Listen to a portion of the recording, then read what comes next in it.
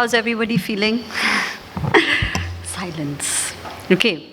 So, hi, fellow storytellers. It's a pleasure seeing you all today, and thank you for having me, and thank you for having the team. Our team is here. For those of you who don't know what I do, a decade ago, I started pulling up to strangers literally on the street and began asking them about their life. That's how I got really good with breaking the ice. But an interesting thing happened, that strangers rarely creeped out, and I got to hear the most fascinating stories for them and share them with the world. Today, that community is called Humans of Bombay. My journey of storytelling has evolved along with a crazy roller coaster ride called social media. From long posts and heartwarming images, podcasts today, the formats have changed at a quick rate, but the essence remains the same. Authenticity is still at its core. We gained a community of 5 million plus followers who love consuming stories. We still have our loyalists who plead with us to post the stories in the format that we're so well known for. You know, a typical Humans of Bombay photo with a heartwarming caption about that person's life. That's the OG Humans of Bombay, and people still come back for it. But then we also have the quick binge bunch who really want the quick format of storytelling. We didn't think that it was possible to tell a story in 15 seconds, 30 seconds, 45 seconds, but here we are today. We do that every single day at Humans of Bombay. With each passing year, everyone craved for newer ways to communicate. But with time, our community was always hungry to do more. We get 2,200 characters on Instagram to tell a person's life story, and by no stretch of imagination is that enough. So as a content business, it was logical for our platform, especially like ours, to explore a longer format of storytelling, not just from a content perspective, but also for diversified distribution. And that's how YouTube and our podcast came into being. What better way than to speak to some of the most exciting people in the country and to know their story in depth? Everyone prefers a specific style of storytelling, and this is an exciting way. As a storyteller, conversation is at the very core of what we do, and I'm so grateful to have them with the most special people on a day-to-day basis. It has introduced me to a world of perspectives that I otherwise wouldn't have. So around May last year, we started experimenting with the whole idea of podcasts as a format, and we got extremely great responses. This experiment involved into 2 shows, both shows that I conduct today. One is called How the Hell Did I Do It? And the other is called the Humans of Bombay Show. We host some of the most fascinating people in the country: mothers, entrepreneurs, doctors, even paranormal investigators, actors, athletes, the whole bunch. It's been over a year. We've released over 80 episodes, and every day the community learns something new, either by just watching a conversation or reading a story with us. We've ridden the highs and lows of storytelling with social media, and out of everything, the thing that still attracts the audience is authenticity. Pure, unadulterated authenticity. You can get the biggest names on the episode, but the ones that are loved the most is where the conversation felt real. When we got the opportunity to interview Amir Khan sir, we were all a bit starstruck, but we never expected him to be so honest with us, to a point where he broke down because he was speaking about his late father. It was so raw that even the audience resonated with it. This is just something that you can't plan. This is something that you can't design. It just happens when you're talking to somebody and when you really want to have that conversation. When we interviewed Mr. Mariwala, I've watched him work with laser focus in his cabin as our team was setting up the entire shoot around him. He was literally just on his laptop as if we didn't exist, we were not there. And the second the cameras rolled, he became the charming and wise man we all know. He told us things that we were not at all expecting, and each was a lesson in life. With Sania Mirza, I could sense the strength and an effort it takes to become an athlete. And trust me when I say Rani Kohinoor or Urfi, both are true badasses. There's something truly magical about a person being vulnerable and narrating their own story. And that one conversation can do, and what that one conversation can do for our audience is truly special. People always ask, what does it take to have this conversation on a podcast? What is a podcast? How do you run a podcast? And it's always about this, right? The first bit of having a conversation is to be comfortable and make the guest comfortable. And that alone can give you the authentic content in a conversation. You'll be surprised to know how many of our guests prefer candor over structure. But it's not something that we learned on day one. We experimented with multiple styles of conversations, structures, and research formats to find the style that syncs best with us and the community. In our initial days, we interviewed people from every sector and spoke about varied themes. And every time we did this to a unique set of people, they joined our community. That's how powerful a conversation is. We built subsets after subsets and topics after topics and invited a diverse community to come, tell their story, and share what their learnings are. If you go back to our initial interviews and compare them with today, you would actually be able to see how it has changed and how we've evolved because of the audience feedback. The audience is always giving you feedback. You know, there's a very cliched recommendation that most content creators and podcasters make is that listen to your audience. So by that, people mean that in the comment section, they're telling you something. They always have criticism. You can avoid the trolls, but when it comes to constructive criticism, there's always something to learn.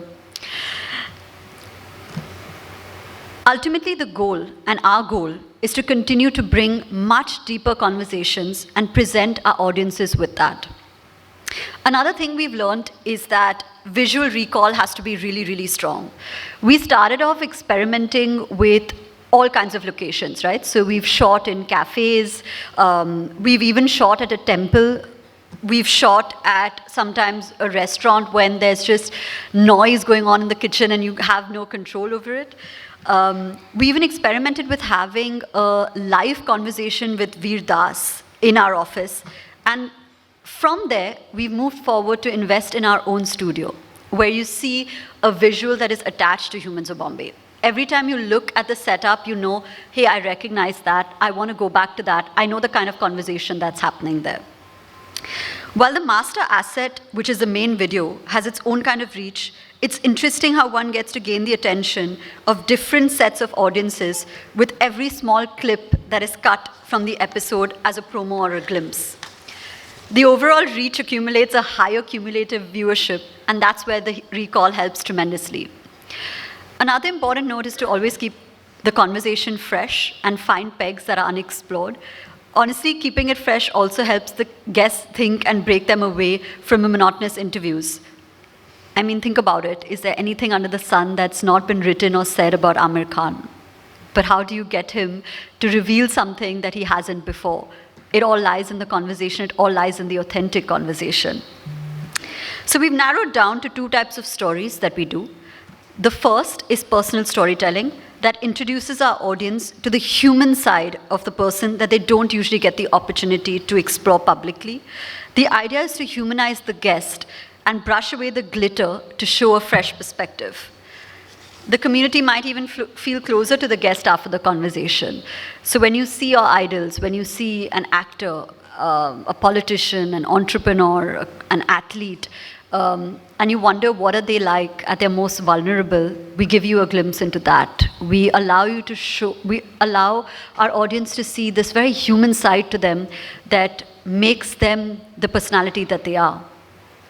And the second kind of storytelling that we do, which is the show that we run, Humans of Bombay, it's the concept and journey-driven storytelling for brands and experts, which go beyond the product and service to build a connection with people.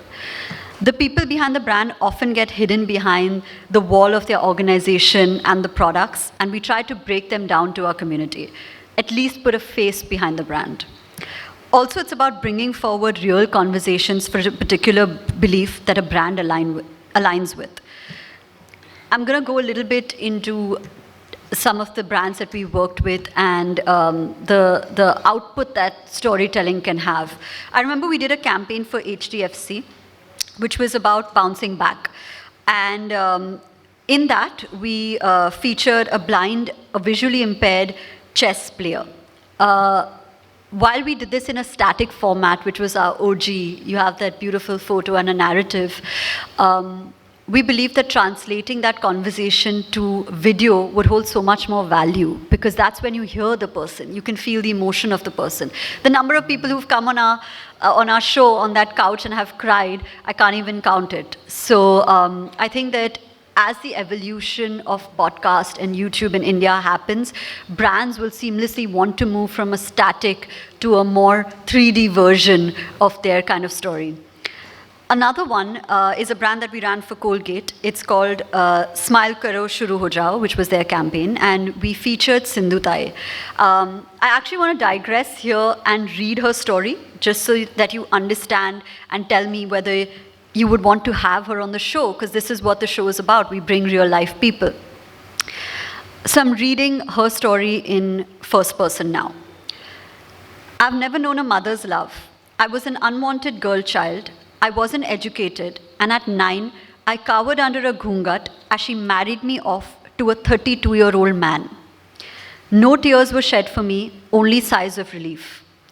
My husband and in-laws hit me every day. I spent hours toiling in the cowshed and cleaning, only to forcibly please my husband at night. At 20, I was 9 months pregnant when life took a turn. I fought with the district collector over my wages, but he couldn't stand a woman speaking up and told my husband that I was pregnant with another man's child. My husband kicked my womb, beat me, and threw me into the cowshed, hoping I'd die. But that night, all alone, I gave birth to Mamta. I cut the umbilical cord with a stone and went to my mother's house, but she refused to even look at me. So to survive, I became a beggar. For 3 years, I sang on trains and begged. But every time Mamta cried of hunger, I knew she deserved better. I gave her up for adoption. I was so heartbroken, until I met a boy named Deepak who was bleeding. His parents had thrown him out of the house. I forgot about myself and took care of him. I begged every day and fed him. Slowly, abandoned kids began following me. I became their ma. I spent every penny on raising them. I gave speeches at villages in exchange for donations and sent them to school. Villagers would bring me orphans and say, "Iska koi nahi hai." I became known as a mother of orphans. From sleeping on streets to having no food, we struggled a lot. But the kids never left me. Years later, when Deepak inherited some property, we built our first orphanage there. Even Mamta, who I was in touch with, helped us and became their Thai. Over time, my kids grew up to be doctors and lawyers. I attended their graduation and did their Kanyadan. Their families became mine. Today, I'm a mother to over 1,000 kids and have 4 adoption homes. I know what it's like to grow up without a mother's love, to not have it when you need it the most. But for all the love I never got, I'm thankful. How else would I have been come to know as Mai? This is a story that we told for Colgate, for their campaign. And it was so sad that when we were having this discussion and penning these words down, we went back to the story and said, we should get her on the show. We should ask her what she's up to today. And I was informed that she's sadly passed. But this is what I mean when I say that the translation from hearing her in her own voice to the story I just read is a 360-degree turn.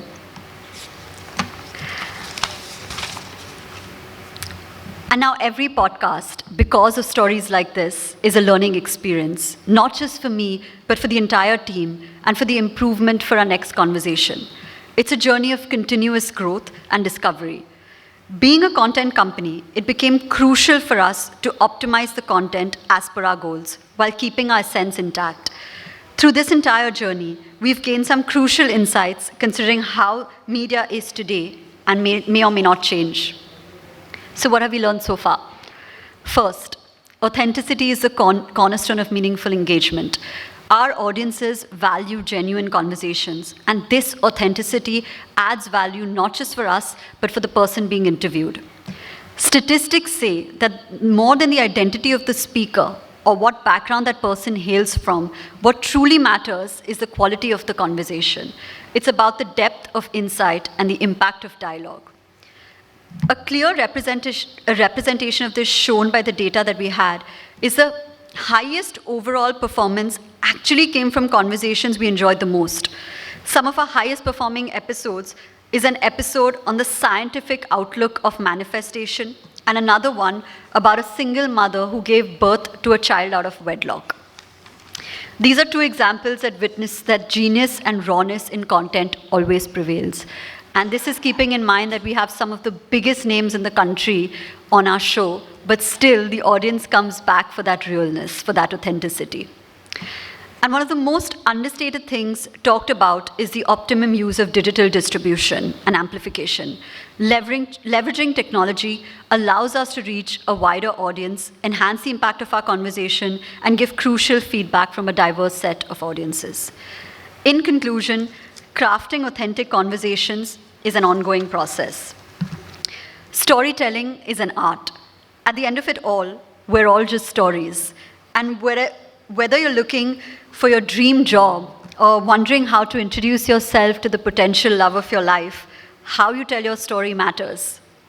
And in a world where fake online personas and victory syndrome posting are rampant, I can leave you with this. Be you, unabashedly, authentically, fiercely. Ultimately, every day, you're penning a page in the book of your life. And every day, that narrative is in your control. So why would you be anyone else? Thank you.